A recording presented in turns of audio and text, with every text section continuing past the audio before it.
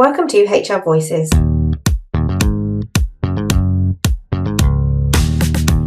podcast for independent HR and people professionals and the businesses they support.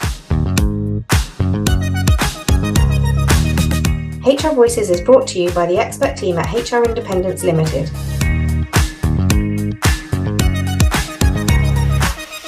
We hope you enjoy. Hi everyone, and welcome to the latest edition of the HR Voices podcast. I'm joined by my usual co-host, Mary Asante today. Hi Mary. Hi Charlotte. And we are joined by our guest, Graham Goulden. Hi Graham. Thanks for coming along and nice to have you with us.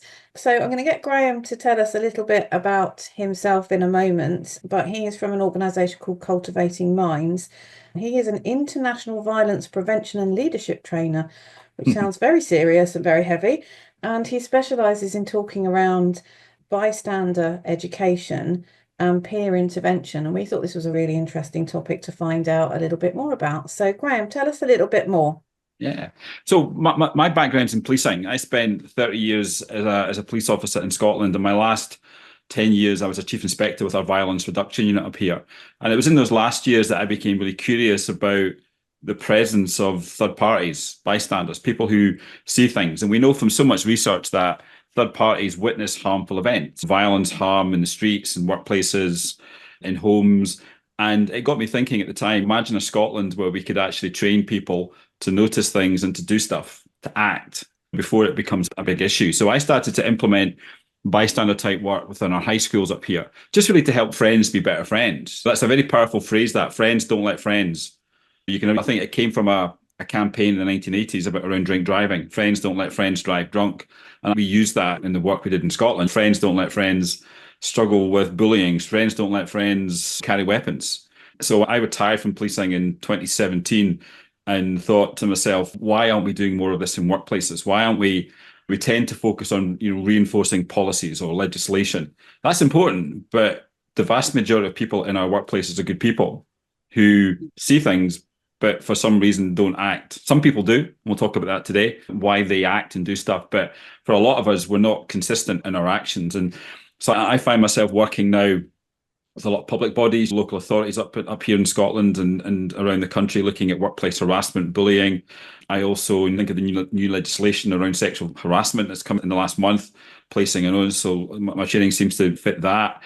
I work a lot in private sector with law firms, dealing with things like sexual harassment, bullying, but also dealing with well-being, poor well-being, because third parties also witness poor wellness as well, which is a factor in behaviours and whatnot as well. I train police officers in the United States not to intervene on the public, but to intervene in each other. And I'm working with 4 or 5 UK police forces just now and a couple of fire and rescue services with my own active bystander peer intervention programme called As One, which is really helping organisations build that safe, supportive culture where poor behaviours just don't happen. Or people feel they can deal with things very quickly rather than have to report it to HR. We can deal with it quickly. So yeah, it's a topic I feel really strongly about. Really believe in the potential because we can train people to be more active. So that's just a bit about me. And yeah, I could get excitable today because it's a topic I feel really passionate about. So let's go for it. Great. Thank you very much for your background, Graham. Very interesting. And I think you're right, very pertinent in every single workplace, regardless of how small, medium, or big the workplace is very important. And for our listeners, can you explain what you mean by a bystander? Because there might be people listening going, what are you talking about? Yeah. I think it's important. I've used that phrase active bystandership a lot. I use that a lot in my work. So active bystandership is the art and science of reducing harm. So harm, most people think harm comes from bad behavior. So clearly harm comes from bullying, sexual harassment, racism, sexism, whatever. That will lead to harm against individuals, against the organization, against customers, and so on. But think wider than that when it comes to harm. Think about mistakes. When people make mistakes in workplaces, that can cause harm. That can lead to harm, health and safety mistakes and processes, which could lead to financial implications for organizations. And we also know that third parties see these mistakes And for the same reasons they don't intervene around behaviours, they don't intervene around mistakes. And lastly, let's talk about well-being. Poor well-being is a big factor across workplaces up and down the UK. And again, third parties witness colleagues who are struggling. And let's admit as well that poor wellness can lead to mistakes. And poor well-being doesn't excuse bad behaviour, but it's a factor. It's a contributing factor in certain types of behaviours. It doesn't excuse it, as I say. But so I focus on these three pillars, these three areas of focus: mistakes, bad behaviour, and poor well-being. And the word bystander needs talked about, because a lot of people associate the word bystander with being passive. The dictionary definition is a person standing by and doing nothing. But bystanders come in two different shapes, active or passive. And in both of these roles, you have great power. Active bystanders can signal disapproval, they can interrupt harm, they can tell other people around them that something is wrong, they need to help and get involved. So that idea, action can lead to action. But when you're a passive bystander, you signal approval for the bad behavior, but you also make it okay for other people to do the same. So that inaction leads to inaction. So I think it's really important that workplaces start to look at that distinction between the active and the passive bystander. You're never neutral, right? You're never in the middle. You're doing nothing or you're doing something. And it's so important. And I think when workplaces, we talk about staff being the most important asset. Let's activate them. Let's train them to be able to see things and act. Because in most workplaces who have a code of conduct, code of ethics, I think currently staff have two choices when they witness these types of situations, harmful situations. Choice one is to ignore it. And that is, we know that. Look at all the media stories in the last few years, Post Office, NHS, Harrods, the Red Arrows, look at policing. People are ignoring bad behaviours. And for people in organisations with a code of ethics, when you don't intervene, you could find yourself in trouble for not intervening. So choice one isn't a good choice. Choice two is to report it as per your code of ethics.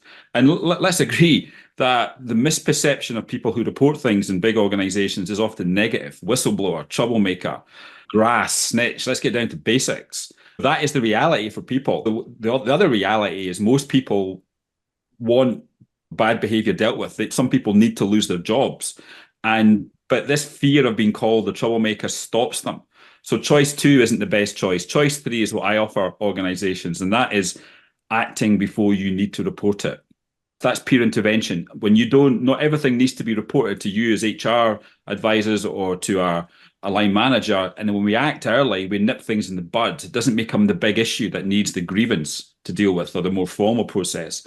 So yeah, that's just a quick synopsis of what I do. It's about that sweet spot in the early moments of situations, because that's the time to act. Earliest is best, but better late than never. It's really fascinating. I'm just fascinated by this idea of the neutral position, because you're saying that nobody's ever neutral, whereas actually sometimes employees take an approach that they just want to keep the head down and not get involved. You're passive then. You're passive. And I think they probably would think that is being neutral, but actually it's not, it's being passive. But also think of the consequences of being passive. If you're not intervening, you're telling victims of bullying, harm, whatever, that everything's okay and that we don't care about you, and we almost render them invisible, victims. When you don't intervene for a harm doer, a person causing harm, you say it's okay, and the harm will keep going. Yeah, and I think sometimes also what happens is that people are passive bystanders or keep their heads down, and post-incident go to the victim and go, oh, I saw that and it was really bad, they did that to you. But in the moment where the victim could have done with a helping hand or with support, the individuals do nothing. That almost is even worse than staying totally passive. Yeah, but I think it's important to realise that intervening doesn't have to be stepping in at the time. And let's start that conversation right now. If I see a colleague being bullied, this happened to me 37 years ago, and I didn't intervene. I said nothing. I didn't go up to him afterwards. I did absolutely nothing. And to this day, I still feel really, really bad about that moral injury. So I'm harmed by not intervening. But maybe not now. If I don't feel safe intervening there, then I don't. But I can come to you afterwards and say something like, hey, Mary, I saw what happened yesterday. That wasn't your fault. You're not to blame. What do you want to do? You've still been an active bystander. You've done something. So we need to help people realize. Yeah.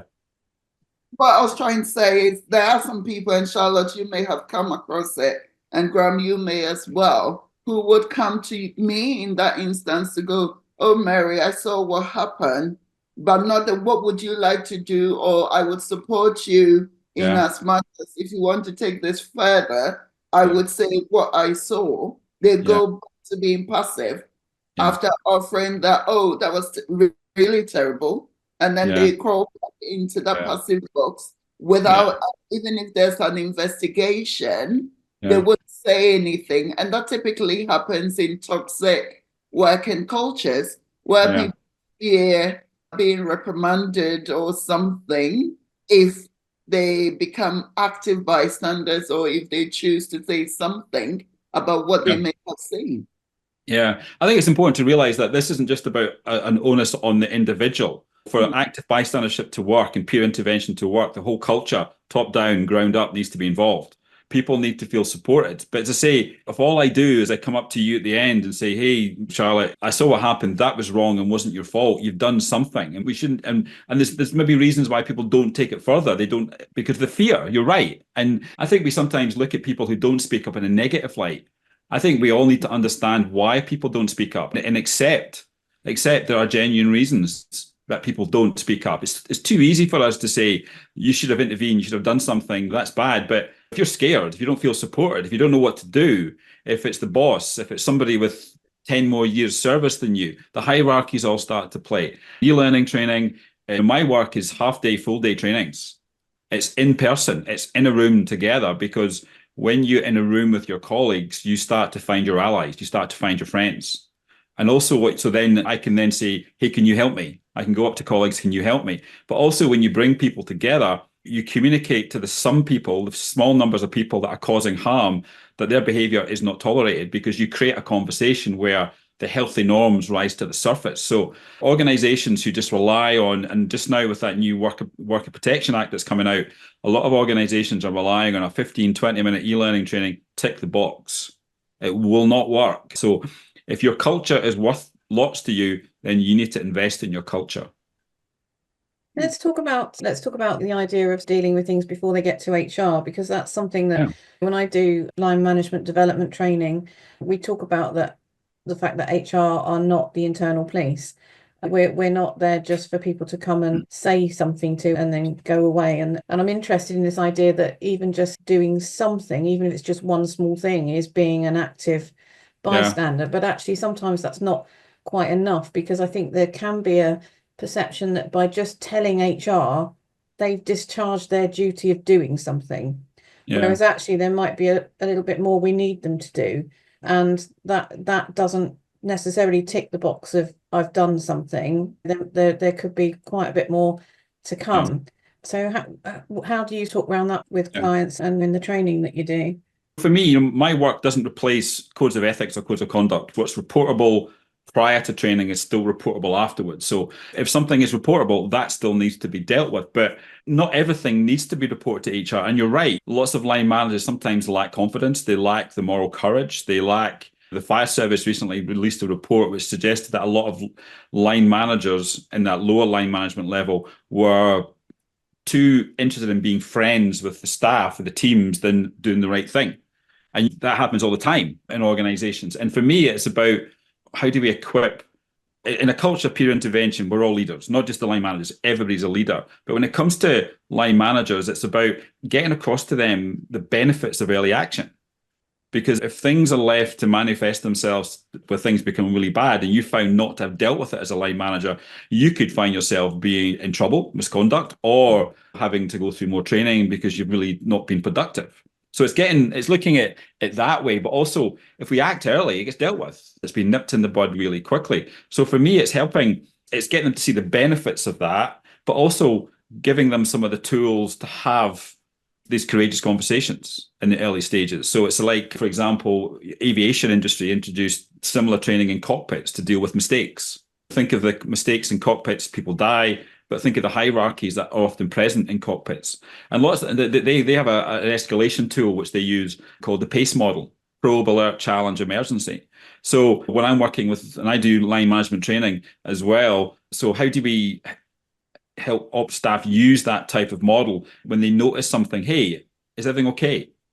A nice probing question, because what is often in the background of poor performance or poor behavior is often maybe trauma, issues at home, stress-related issues at work.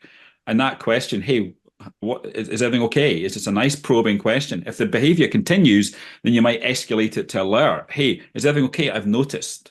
And the last stage is C&E, challenge, emergency, when we really start to escalate it. So I think lots of organizations, as I said, and I see it across up and down the country, we put people into management roles, but we don't train them. And I don't think we need big fancy training. We just need to help motivate them to do what's right. And that is as basic as tapping into your moral compass. Why do you lead? How do you link your leadership to the reasons you get up in the morning to do the right thing, the integrity? Because when you tap into self, you're more likely to have these conversations. You're more likely to be the person who acts when you see something bad taking place, because your moral compass is telling you you need to do something here. And if you don't, you're going against your moral compass. All the people who do speak up and the people who do act quickly are the ones who are in tune with who they are. So I think leadership training needs to focus more on some of the soft skills, but on the emotional intelligence side of things, rather than on the transactional, transformational, laissez-faire type leadership stuff we often see. Focus on basics with individuals. So in the workplace, when you're thinking about cases of, let's say, bullying, sexual harassment, discrimination, etc., what is the role of active bystanders, and how does it manifest itself in practice in any of these scenarios? Right. Well, we know from loads of research that harm will evolve and continue until we interrupt it. Right? It will keep going. It will start somewhere. It will change shape. It will continue. It will escalate something else until we interrupt it. So the role of the active bystander is to interrupt it. Positive evolution comes with small actions. So if we find ourselves nipping things in the bud really early on, then the harm stops. As simple as that. Or the well-being crisis is averted, or the mistake just doesn't happen. So the active bystander, for me, when we motivate them and when we equip them, they will do what we want them to do. And your organization will see people acting. As I say just now, look at all the media stories. Why are we not seeing people dealing with issues quickly? Because of this fear, this perception. We've tagged whistleblower as a negative. That's when you report some institutions or whatever, that's big, scary stuff. And human beings, we don't like big, scary things. We avoid it. That's why people don't speak up. So for me, my work is the early moments, the early situations. And so the science says this will happen. We need to train people. We need to go into organizations and don't just rely on a code of ethics to force people to speak up, which a lot of organizations do. You need to, and this is alongside all your other D&I type training, you're looking at racism, homophobia, sexism, misogyny. That's all important. But again, that alone will not help you address issues, because you need to use the science and the psychology which helps people intervene and act when they see these things. Because you might give everybody some good knowledge on sexism or misogyny, but if you don't feel safe in your workplace, you ain't going to speak up. Again, more research says that when you witness harmful events, you do a cost-benefit analysis. And if the costs outweigh the benefits, you don't intervene. So again, what's the benefits of intervening? The benefits are stop harm, loyalty to your colleagues, loyalty to the victim, loyalty to yourself, loyalty to your clients, loyalty to your communities. Very quickly, the benefits will outweigh the costs. And then when you motivate people and look at them, empathy, responsibility, efficacy, and you then give people tools, the science says that people will act and do something. So for me, it's about applying the psychology in a fun way where people can see that I can make a difference. And when you get one person speaking up, other people speak up because it's normalized. Just now, intervening is not normal in workplaces. Some people it is, and there are people in workplaces who every day will come to work and do the right thing. And again, if you ask these people questions, why do you do it? They'll say it's the right thing to do. And that's their moral compass. It's about focusing on the majority of the rest of people who might intervene now and then, but they're not consistent, or they don't intervene at all for all the stuff we've talked about today. Training is so important, and good training is important. Okay, so I'm going to play devil's advocate slightly because it's important that we do pick up on the fact that sometimes we have situations raised by people not necessarily in the best of faith, and also they will cite everybody feels the same as me or everybody's witnessed this, and we can end up in quite big meaty sort of grievance investigations. So do you talk to your trainees around actually what good faith is? And because I think sometimes the whistleblowers and the people that do come forward can get a bad rap because of those sort of situations that do sometimes occur. Yeah, I think there's lots of ambiguity in workplaces. That's the reason people don't speak up. They don't know exactly what's happening. So it's important that in my work I talk about ambiguous situations, and that model from aviation, the PACE model, is a great tool to clarify. So you don't go diving into a situation, you don't make it worse, or you leave it alone and then the grievance kicks in. So it's helping people probe, hey, is everything okay? Or did you really mean that? It's just little ways to deal with things. I think something we need to get across to people in workplaces is that people do not routinely make stuff up. Yeah, we do have people who, yeah, we have false allegations, we know that. But if you look at evidence around bullying, evidence around domestic abuse, sexual violence, harassment, people, your friends, your colleagues are not in the main liars. And I can back that up with, look at the post office, look at Lucy Letby case, look at the Rotherham and Rochdale sort of child grooming gangs we saw in the last couple of decades. And BBC, we tend not to believe people in this country or around the world. We tend to disbelieve a friend or a colleague who comes forward and reports bullying. And then we see people siding with the bully, the person who's using the bullying behavior. And for me, we need to get across that sometimes good people do bad stuff. Sometimes the people who we think would never behave in that way will behave in that way. So getting across to people that people who do report harassment, bullying, whatever, in the main, they're telling the truth, correcting misperceptions, learning from not just from the trainer, but from each other is important as well. So conversation is really important. It's lacking sometimes in workplaces.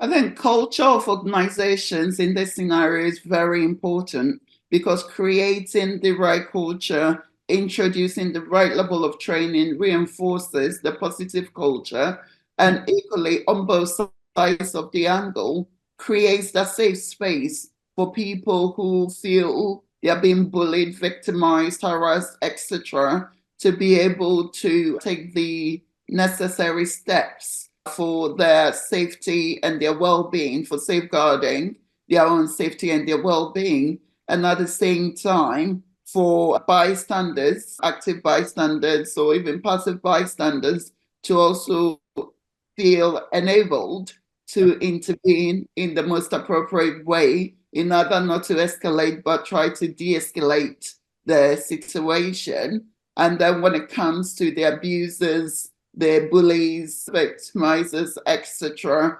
also to truly understand that there is no place for that within the workplace. Yeah. I think sometimes, yes, you're right, good people do bad things and equally bad people do good things. So when it comes to investigation and grievances, etc., within the workplace, it's very important for whoever is investigating not to start with any bias or assumptions at all, and to go in and give it really a good chance. And I think, Graham, you talk about several cases, and those cases will probably find that were probably never investigated to start with. And when it got to the point that they were being investigated, there was some sort of bias element to it, which is, oh, X, Y, or Z is of this standing, or of this behavior, or this whatever. So probably the investigations may not even go far enough to uncover what really happened to start with. And sometimes those are some of the challenges around this whole issue within the workplace. Yeah. And I think looking at people who cause harm in workplaces, what I've learned from in my work, you'll hear me say it a lot in the session today, the evidence says, the research says, because this isn't Graham Goulden, the former cop, telling you, the HR manager or whoever, or the chief executive of the organization. But in workplaces, people who cause harm, people who bully, I call them harm doers. you'll have two types of harm doer. You'll have the actively toxic people. And these are the ones that know what they're doing is harmful. They know exactly the phrases they use and the impact that's going to have on them. And the research says that they are unlikely to change. They need to go. They're the ones that people need to report. But then you have the passively toxic person. And that's the person who doesn't realize what they're doing is harmful. And they will keep doing it. They'll keep going. They'll keep doing that joke, that language, the mimicking, whatever, until someone says something. And if we train people to intervene on people who cause harm, and rather than calling out, hey, that's wrong what you're doing, stop that, that's shocking, I use the phrase calling friends in. And most people want to be taken aside, one-to-one, don't shame me, don't judge me, just tell me what I've done wrong and have some empathy. And that's the calling in. Calling out is confrontational. And lots of organizations still use that phrase, call out cultures. It's such a harmful response. Some behaviors need that. Don't get me wrong. Some behaviors need the public group, stop that, that's wrong. But the purpose of your intervention is to change behavior. It's not to get off your chest or to feel good about yourself. It's to change behavior. And you do that. And remember, we're talking about colleagues and friends here. So taking people aside, connecting with them. I think we often undervalue the power of relationships. Relationships are the currency of change in any organization. And we use our relationships to have these courageous conversations with people. And then people will self-reflect and change. Some people will when they're told that they've caused harm, will reflect and apologize to the person they've upset. And then we can stop the grievance just like that by apologies. I didn't realize I was upsetting you. I'm really sorry about that. It won't happen again. So I think, again, it goes back to if we don't train people to intervene, then they won't intervene in the main. I think it's interesting in how actually talking to somebody about the impact of their behaviour can just be very enlightening. Yeah. I know you're absolutely right. I know if I was doing something that was irritating somebody, if I was getting right on Mary's nerves, I'd really appreciate her saying to me, when you do that, Charlotte, that gets right on my nerves. And then we would sort it out and move on. It's a much more grown-up way of dealing with things, isn't it? Yeah, because if I come at you all guns blazing, I'm creating stress in you, right? And when you're stressed, it's fight or flight. It's evolutionary. So if I'm shouting at you, I'm stressed and we ain't going to solve anything. So first of all, I need to regulate myself, take a deep breath. I need to take time. If I don't want to intervene there and then at the meeting, I don't. I'm going to back off a little bit. And then I'm going to find a time to speak to you in a calm way, because that is more likely to lead to you when your brain's regulated. Your brain's likely to respond in a better way. And we can deal with it. But the calling out just creates stress reactions. A basic knowledge of brain science will help you as bystanders, but will also help you speak to people who may be causing harm, using the neuroscience around how the brain reacts to stress as well. Yeah, I'm definitely interested in the links between the sort of the idea of playground. I mean, we often talk about, oh, that's playground behaviour, they're behaving like children, but actually taking that idea of playground behaviour, then bringing it more into workplace behaviour, and then also looking at how it links with criminal behaviour as well. I work with a couple of refugees that look after women from fleeing domestic abuse, and actually they talk about perpetrators. So when you have situations going on there, even with staff, that's their language. It's not a bully, it's a perpetrator behaviour. So it's really interesting to see those links between those three sort of situations. I do some work around emotions and behaviors at work, and really the impact when people become more self-aware of the impact of their actions and behaviors on the people around them, and vice versa, the impact it has and the potential positive environment that it can lead to creating, especially where you work with teams as a collective, and then the team become more aware of each of their actions and behaviors, their collective actions and behaviors, and their impact on each other and others around them. It's really important to consider, as you're saying, the empathy, the being, and being able to work out really as an active bystander, what can I say? When should I say it? How do I say it in a way that it doesn't add fuel to the whole thing? And I think, Rob, you talked about relationships within the workplace and how important it is. And really, that relationship can go that ways, and it can be bilateral, it can be several approaches, because you will continue to have a relationship with a victim. You will continue to have a relationship with the bully, assuming you're all still working together. And even if one of you end up leaving, we live in a very small world. You may continue to have some sort of relationship with that party. So really going about, and I don't know whether you've got any tips for anyone thinking, this all sounds very good, but how can I become a good, active bystander without aggravating anyone? Yeah. Let's talk about stress in workplaces. So stress is a big issue in workplaces. We've got stress coming from outside work. We've got trauma from childhood coming into workplaces. We've got busy workplaces. And some stress is good for you. A amount of stress helps build resilience. But in a workplace where stress is extreme, prolonged, unpredictable, that's when we have issues. So one thing workplaces can start to do, because the buffer to that type of stress, which is going to really impact on your brain and damage the brain and impact on behaviors and other things as well, the buffer to that is social connection. So workplaces building connections is really important. And Bruce Perry, the neuroscientist in America, he talks about, it's not the big well-being program that will address this. It's not the new gym or the new kitchen or whatever. It's the small, he calls them therapeutic dosing. So it's the small interactions on a daily basis that will help alleviate the stress. So it's the thank yous. So line managers, it's the just recognizing good work. It's just, hey, how you doing? That was a busy day yesterday. Are we okay? It's the emails. It's just the conversations you create at the coffee machines or in the canteens. And he says that when you start to have more of these daily doses of therapy or therapeutic relationships, we'll start to give people some resilience to deal with, because that stress will be hard to go. So we can help them, we can deal with that. So I think being an active bystander isn't waiting for someone to behave inappropriately. It's recognizing burnout, it's recognizing stress, it's role modeling kind behaviors. Kindness, respect breeds kindness and respect. So if we can get, because we know in toxic cultures, people keep their heads down, we know that. In kind, respectful workplace cultures, people speak up. And that's that psychological safety that Amy Edmondson talks about. We create that, and it's not just a one-off, it's a continuous journey where people feel safe to ask questions, safe to say they're not doing really well. So I think that idea of we're all leaders when it comes to culture, we're also all healers as well.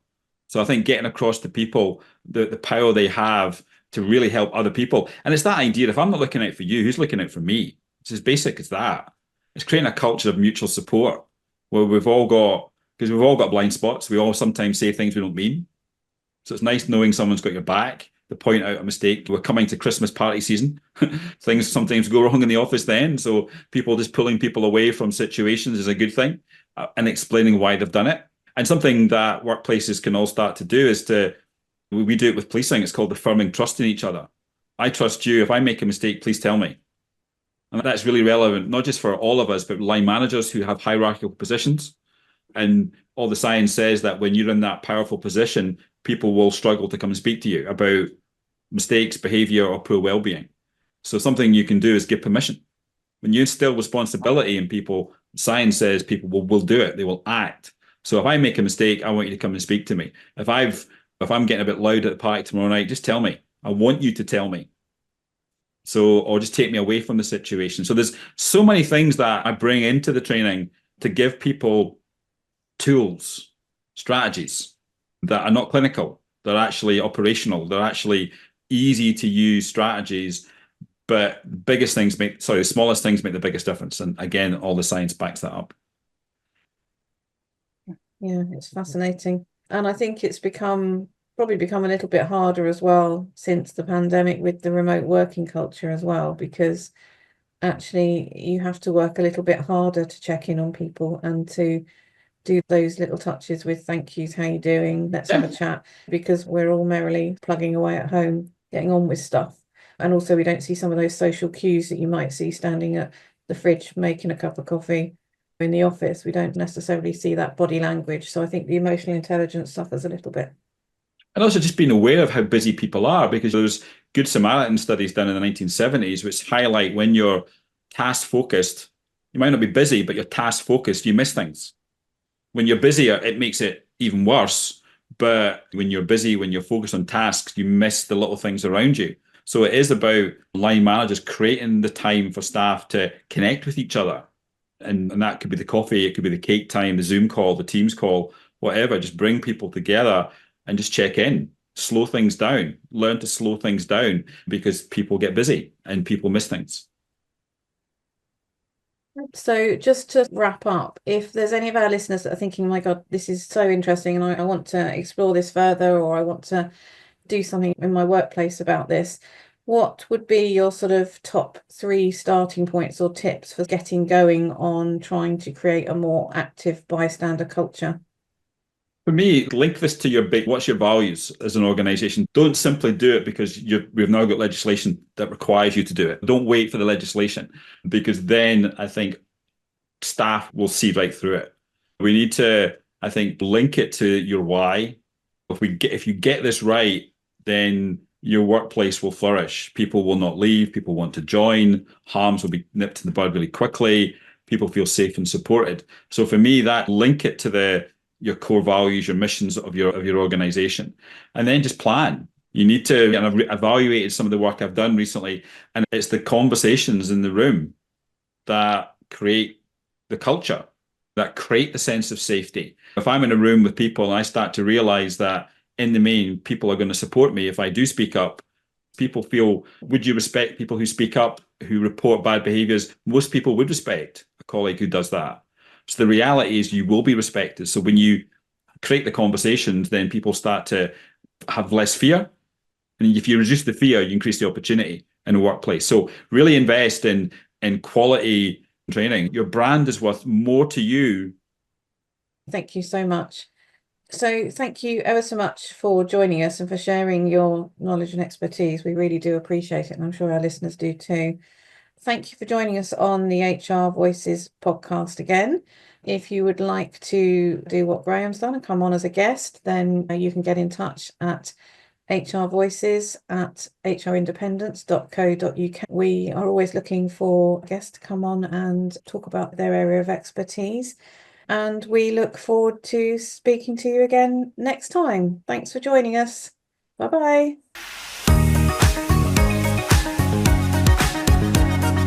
We hope you enjoyed this episode of HR Voices.